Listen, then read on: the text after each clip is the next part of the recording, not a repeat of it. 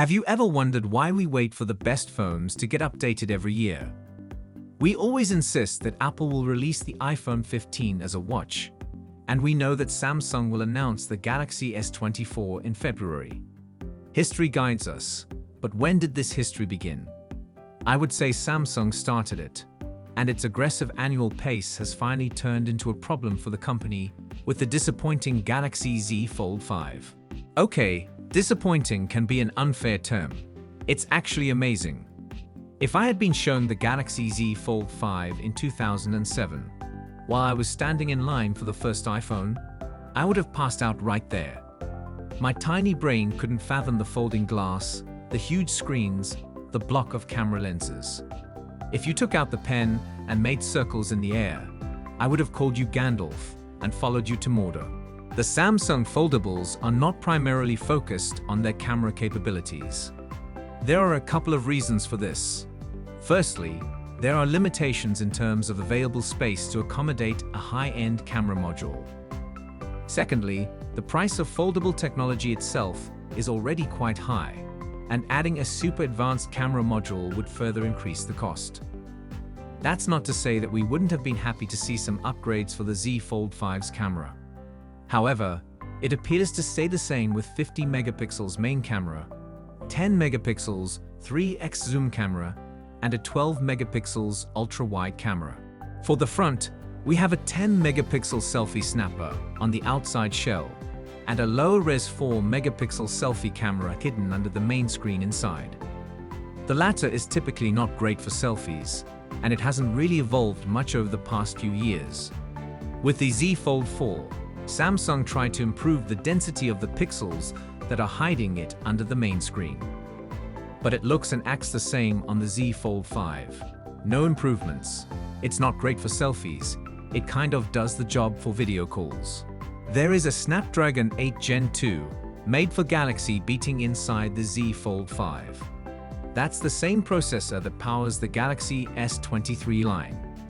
It's clocked to 3.36 GHz, as opposed to the 3.2 GHz of regular Snapdragon 8 Gen 2 models.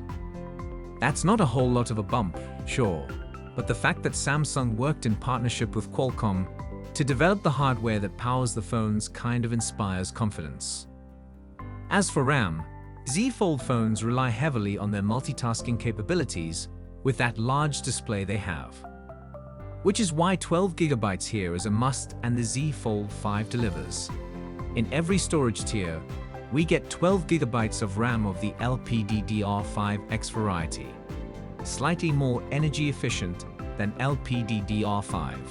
The Galaxy Z Fold 5 has a 4400 mAh cell, same as its predecessor. The Snapdragon 8 Gen 2 and the LPDDR5X should offer slightly better energy efficiency, but we get battery performance in the range of the Z Fold 4. It's definitely not a marathon runner. We can depend on it for a day, but if we delve into gaming or massive stretches of screen-on time for productivity, then we'd better have a charger nearby. Samsung flagships offer a range of charging options found in modern phones, including wired, wireless, and reverse wireless charging. This means you can conveniently charge your smartwatch or earbuds by simply placing them on the phone. While it may not be the most efficient charging method, it certainly comes in handy when you're in a pinch. Samsung is still in no hurry to join the super fast charging race. The Z Fold 5 supports 25-watt wired charging and 15-watt wireless with Samsung's own fast wireless chargers. Other key chargers also work, but supposedly limit the speed. We tested all of this, so here are the Galaxy Z Fold 5 charging speeds, wired and wireless. Yes, the Galaxy Z Fold 5 is indeed a good foldable phone. If you are seeking a premium foldable experience, it excels in terms of speed, style, quality, and functionality. However, if you already own the Galaxy Z Fold 4 from 2022, you can confidently skip this model.